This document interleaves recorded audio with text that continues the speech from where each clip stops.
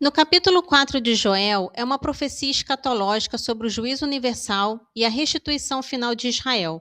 O Senhor declara que reunirá todas as nações no vale de Josafá para um julgamento por terem dispersado seu povo, dividido sua terra e profanado seus tesouros. Ele garante que aplicará a lei da retribuição, fazendo cair a provocação sobre as cabeças das nações inimigas, vendendo seus filhos em um ato de justiça. As nações são convocadas ironicamente a converter seus implementos agrícolas em armas, pois a messe está madura para o juízo. O vale do julgamento está cheio e o sol e a lua se obscurecem. No clímax, o Senhor rugirá de Sião, sendo um refúgio e fortaleza para seu povo, enquanto os céus e a terra são abalados. Jerusalém será santificada, tornando-se um lugar sagrado onde estrangeiros não mais passarão. A restauração é marcada por uma superabundância de bênçãos materiais e pela desolação perpétua dos inimigos. O livro conclui com a promessa de que Judá e Jerusalém serão habitados perpetuamente e o Senhor habitará em Sião. Joel capítulo 4. Porquanto, eis que naqueles dias, no tempo em que eu realizar a restauração de Judá e de Jerusalém, reunirei todas as nações e as farei descer ao vale de Josafá. Ali entrarei com elas em juízo acerca de Israel, meu povo e minha herança, o qual dispersaram pelas nações pagãs, depois de dividir minha terra. Rifaram o meu povo, davam um menino para pagar uma cortesã, e vendiam uma jovem em troca de vinho para beberem. E vós, que quereis de mim, Tiro e Sidônia? E vós, distritos da Filisteia, quereis por acaso tirar a vingança de mim? Mas se é uma provocação, farei cair imediatamente sobre vossa cabeça a vossa provocação, porque roubastes minha prata e meu ouro, levastes para os vossos templos minhas joias mais preciosas, vendestes aos gregos os filhos de Judá e os filhos de Jerusalém, que foram assim deportados para longe de sua pátria. Eis que vou reconduzi-los do lugar em que vós os vendeste, e farei recair sobre vossas cabeças vossos próprios atos. Venderei vossos filhos e vossas filhas aos judeus, e esses os venderão aos sabeus, povo longínquo. É o Senhor quem o declara. Proclamai isto entre as nações, declarai a guerra, chamai os valentes. Aproxime-se, subam todos os guerreiros. Os vossos arados transformai-os em espadas, e as vossas foices em lanças. Mesmo o enfermo diga, eu sou guerreiro. Depressa, nações, vinde todas, reuni-vos de toda parte. Ó Senhor, fazei descer ali os vossos valentes. De pé, nações, subi ao vale de Josafá, porque é ali que vou sentar-me para julgar todos os povos ao redor. Metei a foice, a messe está madura. Vinde pisar, o lagar está cheio. As cubas transbordam, porque é imensa a maldade dos povos. Que multidão no vale do julgamento, porque chegou o dia do Senhor no vale do julgamento. O sol e a lua se obscurecem, as estrelas empalidecem. O Senhor rugirá de Sião, trovejará de Jerusalém. Os céus e a terra serão abalados, mas o Senhor será um refúgio para o seu povo, uma fortaleza para os israelitas. Sabereis então que eu sou o Senhor vosso Deus, que habita em Sião, minha montanha santa. Jerusalém será um lugar sagrado, onde os estrangeiros não tornarão a passar. Naquele dia as montanhas destilarão vinho, o leite manará das colinas, todas as torrentes de Judá jorrarão. Uma fonte sairá do templo do Senhor para irrigar o vale das acácias. O Egito será todo assolado, Edom será um deserto devastado, por causa das violências cometidas contra os judeus e por causa do sangue inocente derramado em seu solo. Mas Judá será habitado perpetuamente, e Jerusalém de idade em idade. Vingarei o seu sangue, porque eu não tinha ainda vingado, e o Senhor habitará em Sião. Hoje damos início ao livro de Amós. Nesse capítulo 1, inicia a profecia identificando o autor como Amós, um pastor de Tecoa, e situando a mensagem no contexto dos reinados de Osias e Jeroboão. O anúncio do juízo divino é introduzido de forma dramática com a imagem do Senhor que rugirá de Sião, provocando luto na natureza. O corpo do capítulo é composto por uma série de oráculos de juízo contra as nações vizinhas de Israel, todos introduzidos pela fórmula que declara o juízo irrevogável, por causa do triplo e do quádruplo crime cometido. Deus condena especificamente Damasco pela crueldade na guerra contra Galaade, Gaza e Tiro pelo tráfico de escravos e pela quebra do pacto fraterno. Edom pelo ódio implacável e falta de compaixão contra seu irmão, e os amonitas pela crueldade hedionda de rasgar grávidas em busca de expansão territorial. Para cada nação, o castigo é destruição pelo fogo, nos seus palácios e cidades, e a deportação demonstrando a soberania de Deus sobre o mundo e sua intolerância diante das injustiças flagrantes. Livro de Amós, capítulo 1. Oráculo de Amós, que foi um dos pastores de Tecoa. Revelações que recebeu acerca de Israel no tempo de Osias, rei de Judá, e de Jeroboão, filho de Joás, rei de Israel, 2 anos antes do tremor de terra. Ele diz: O Senhor rugirá de Sião, trovejará de Jerusalém. Os prados dos pastores estarão de luto, o cume do Carmelo secará, oráculo do Senhor, por causa do triplo e do quádruplo crime de Damasco. Não mudarei meu decreto, porque esmagaram Galaade com grades de ferro. Porei fogo à casa de Azael, e esse fogo devorará os palácios de Ben-Hadad. Quebrarei os ferrolhos de Damasco, exterminarei os habitantes do vale da injustiça, e o que tem na mão o cetro em casa do prazer. E o povo da Síria será deportado para Quir, diz o Senhor. Oráculo do Senhor. Por causa do triplo e do quádruplo crime de Gaza, não mudarei meu decreto, porque deportaram uma multidão de exilados para entregá-los a Edom. Porei fogo aos muros de Gaza, e esse fogo devorará os seus palácios. Exterminarei os habitantes de Azoto e o que tem na mão o cetro de Ascalon. Voltarei minha mão contra Acaron para aniquilar o resto dos filisteus, diz o Senhor Javé. Oráculo do Senhor, por causa do triplo e do quádruplo crime de Tiro, não mudarei meu decreto, porque entregaram uma multidão de cativos a Edom e não se lembraram do pacto fraterno. Porei fogo aos muros de Tiro para que esse fogo devore os seus palácios. Oráculo do Senhor, por causa do triplo e do quádruplo crime de Edom, não mudarei meu decreto, porque persegui seu irmão com a espada, abafando toda a compaixão, e porque sua cólera não cessa de despedaçar, e persiste em guardar perpetuamente rancor. Porei fogo em Temã, o qual devorará os palácios de Bosra, oráculo do Senhor. Por causa do triplo e do quádruplo crime dos amonitas, não mudarei meu decreto, porque rasgaram os ventres das mulheres grávidas de Galaade, a fim de dilatar suas fronteiras. Porei fogo aos muros de Rabá, para que devore seus palácios, em meio aos gritos de guerra no dia da batalha, no meio do turbilhão, no dia da tempestade. Seu rei irá para o exílio com seus chefes, diz o Senhor. No capítulo 3 de Apocalipse, encerra as cartas de Cristo, diagnosticando o estado de Sardes, Filadélfia e Laodiceia. A igreja de Sardes é duramente repreendida por ter uma reputação de vitalidade, sendo, na verdade, espiritualmente morta e com obras incompletas.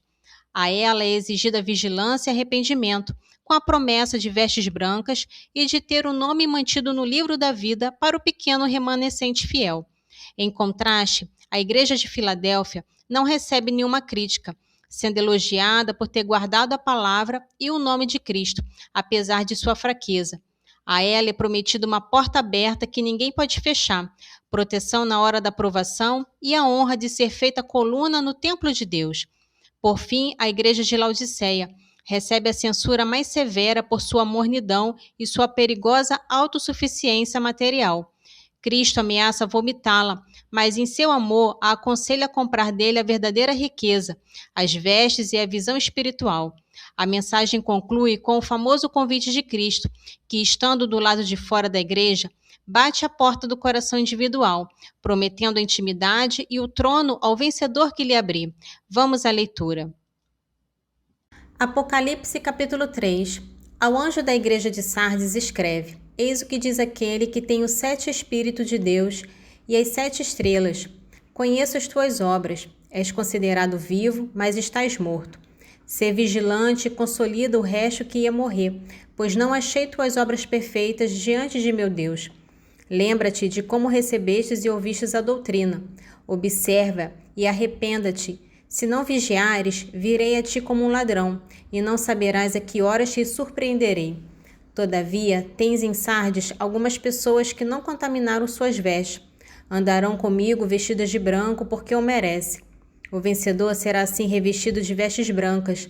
Jamais apagarei o seu nome do livro da vida e o proclamarei diante de meu Pai e dos seus anjos. Quem tiver ouvidos, ouça o que o Espírito diz às igrejas. Ao anjo da igreja de Filadélfia, escreve: Eis o que diz o Senhor e o verdadeiro, aquele que tem a chave de Davi, que abre e ninguém pode fechar, que fecha e ninguém pode abrir. Conheço as tuas obras, eu pus diante de ti uma porta aberta, que ninguém pode fechar, porque apesar de tua fraqueza, guardastes a minha palavra e não renegastes o meu nome. Eu te entrego adeptos na sinagoga de Satanás, desses que se dizem judeus e não o são, mas mentem. Eis que os farei vir prostrar-se aos teus pés e reconhecerão que eu te amo, porque guardastes a palavra de minha paciência. Também eu te guardarei da hora da provação, que está para sobrevir ao mundo inteiro, para provar os habitantes da terra. Venho em breve, conserva o que tens para que ninguém tome a tua coroa. Farei do vencedor uma coluna no templo de meu Deus, de onde jamais sairá, e escreverei sobre ele o nome de meu Deus e o nome da cidade de meu Deus, a Nova Jerusalém, que desce dos céus enviada por meu Deus, assim como o meu nome novo. Quem tiver ouvidos, ouça o que o Espírito diz às igrejas. Ao anjo da igreja de Laodiceia, escreve: Eis o que diz o Amém, a testemunha fiel e verdadeira, o princípio da criação de Deus. Conheço as tuas obras, não és nem frio nem quente.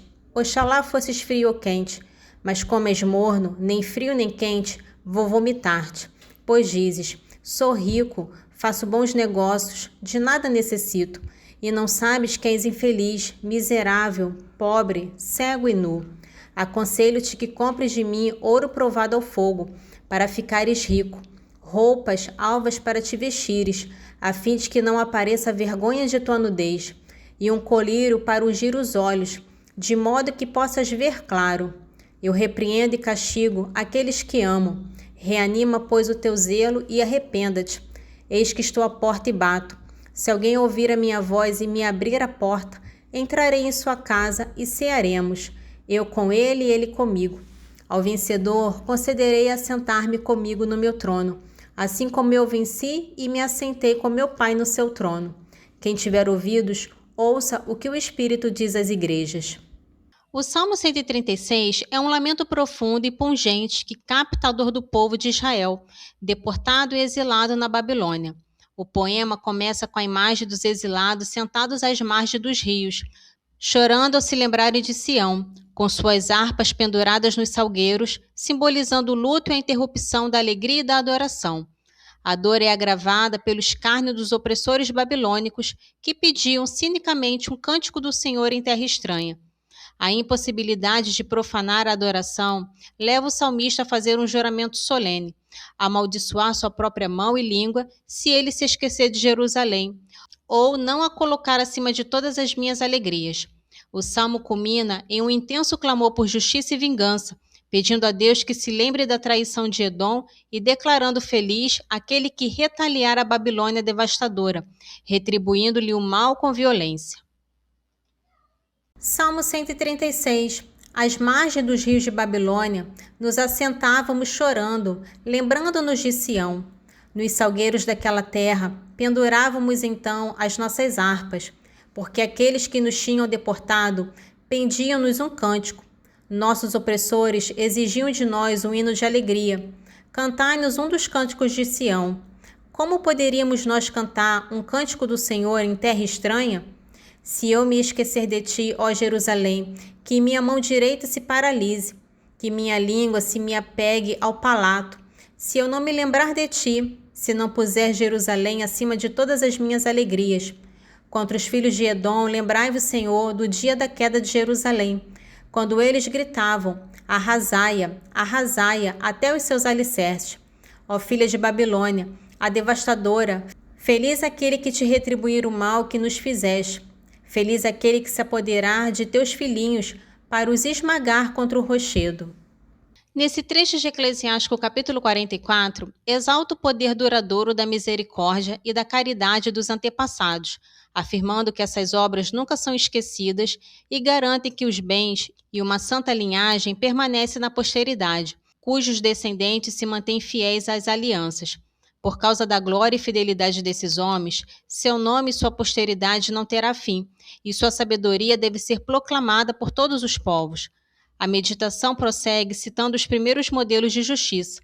Enoque, que agradou a Deus e foi transportado para excitar as nações à penitência. E Noé, que foi julgado justo e perfeito e se tornou o elo de reconciliação no tempo do dilúvio, assegurando a sobrevivência de alguns na terra. O texto enfatiza que a virtude ativa garante o legado e a continuidade da fé. Eclesiástico capítulo 44, dos versículos 10 ao 18. Os primeiros, porém, foram homens de misericórdia. Nunca foram esquecidas as obras de sua caridade. Na sua posteridade permanecem os seus bens. Os filhos de seus filhos são uma santa linhagem, e seus descendentes mantêm-se fiéis às alianças. Por causa deles, seus filhos permanecem para sempre, e sua posteridade, assim como sua glória, não terá fim. Seus corpos foram sepultados em paz.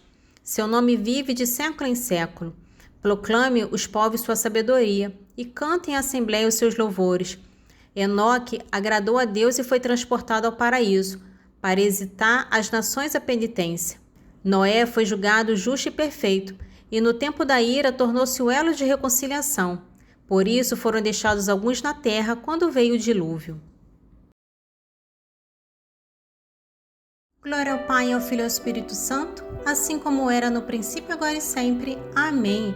Divino Espírito Santo, iluminai-nos, guiai-nos, dai-nos sabedoria e discernimento. Amém.